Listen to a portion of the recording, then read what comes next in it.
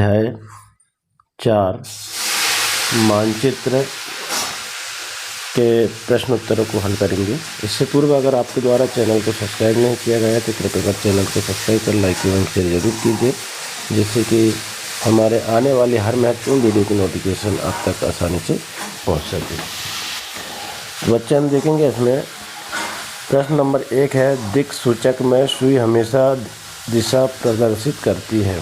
हमेशा कौन सी दिशा प्रदर्शित करती है दिक् सूचक में? इसके लिए 4 ऑप्शन दिए हुए हैं। ए में पूर्व पश्चिम, बी में पश्चिम उत्तर, सी में उत्तर दक्षिण और डी में दक्षिण पश्चिम। तो इसका सही आंसर है सी, उत्तर दक्षिण। इसके बाद प्रश्न दूसरा है, निम्न में से मानचित्र का घटक नहीं है। तो कौन सा घटक नहीं है? 4 इसमें ऑप्शन दिया है। ए में खाका, बी में दूरी, सी में दिशा और डी में प्रतीक। तो ये तीनों घटक है, लेकिन ए इसका घटक नहीं है, खाका।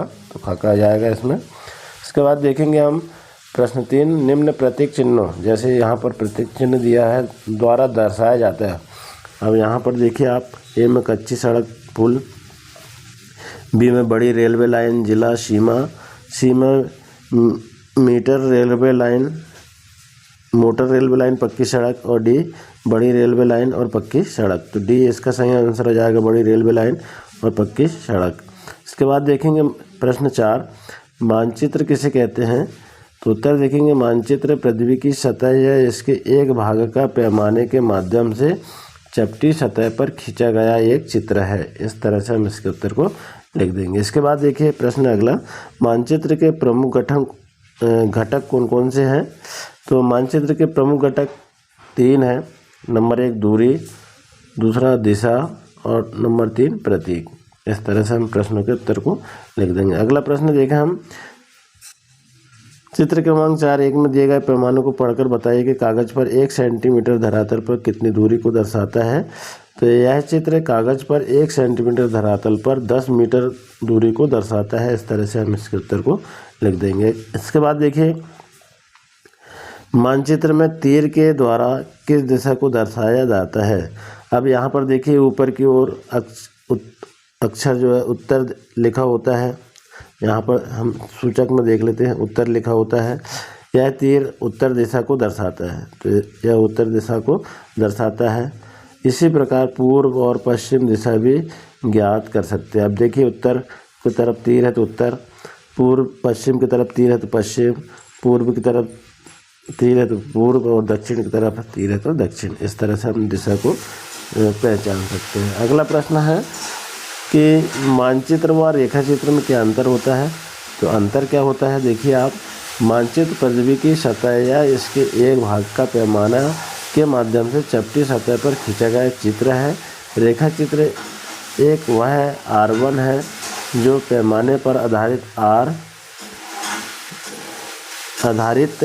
न होकर स्थानीय प्रेक्षण पर आधारित होता है। इसके बाद देखेंगे, मानचित्र में किसी स्थान की स्थिति का पता कैसे लगाया जाता है? तो मानचित्र में सभी दिशाओं का सही तरीके से निर्धारण करके किसी भी स्थान का पता लगाया जा सकता है। इस तरह से हम इसके प्रश्नों को उत्तर लिख देंगे। इसके बाद बच्चों, मानचित्र ग्लोब से किस प्रकार भिन्न है? अब आपने देखा होगा, मानचित्र और ग्लोब अलग अलग दोनों चीज़ें हैं, तो ये भिन्नता कैसी है? तो इसमें हम देखेंगे, मानचित्र में भौतिक स्वरूप का ज्ञान होता है, जबकि ग्लोब पृथ्वी का डुप्लीकेट होता है। मानचित्र में हम आसानी से प्रदेश की स्थिति का पता लगा सकते हैं, लेकिन ग्लोब में यह थोड़ा मुश्किल होता है।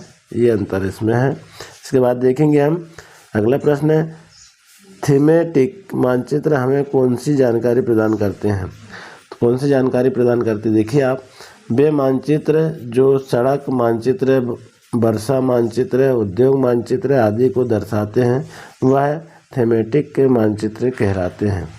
जिसमें वर्षा, उद्योग आदि को दर्शाया जाता है, वो थीमेटिक मानचित्र कहलाते हैं। इसके बाद देखेंगे अगला प्रश्न है कि हमें यह कैसे पता चलता है कि कोई मानचित्र भौतिक प्रकार का है? तो आप देखिए, इसके लिए जिस मानचित्र पर पृथ्वी की भौतिक संरचनाओं, पहाड़, मैदान, पठार, मरुस्थल, नदियाँ, समुद्र आदि को दर्शाया जाता है, उसे भौतिक मानचित्र कहते हैं। अगला प्रश्न देखें हम, चित्र क्रमांक 4.3 को देख कर के निम्नलिखित के प्रतीक चिन्ह बनाइए। बड़ी रेलवे लाइन, पक्की सड़क, नदी, पुल, जिले की सीमा रेखा, पेड़ व बस्ती का यहाँ पर जो है आपको चित्र बनाना है। रूढ़ चिन्ह, तो बड़ी रेलवे लाइन इस तरह से चित्र बना लेंगे, पक्की सड़क इस तरह से, नदी और पुल इस तरह से चित्र बना लेंगे, जिले की सीमा रेखा इस तरह से चित्र बन जाएगा, पेड़ और बस्ती इस तरह से चित्र बन जाएगा। इसके बाद देखेंगे आप अगला प्रश्न जो है हमारे पास में कि प्रोजेक्ट कार्य, ये प्रोजेक्ट कार्य है। अपने विद्यालय का रेखा मानचित्र बनाएं, उसमें निम्नलिखित को दर्शाएं। कक्षा कक्ष, खेल का मैदान, किचन सूट, पुस्तकालय, एक सड़क, ये आपको दर्शाना है। तो हम यहाँ पर देखिए खेल का मैदान है, कक्षा कक्ष और जो किचन सेट ये सब यहाँ पर आपके बने हुए हैं। तो इस तरह से आप चित्र बना सकते हैं और अपने वर्क को पूर्ण कर सकते हैं। तो इस तरह से हमारी अध्याय 4 मानचित्र के सारे प्रश्न हल हो जाते हैं। आशा है बच्चों आपको ये प्रश्न समझ में आए होंगे। इसी तरह अध्याय 5 को हल करने के लिए चैनल बने रहें। धन्यवाद।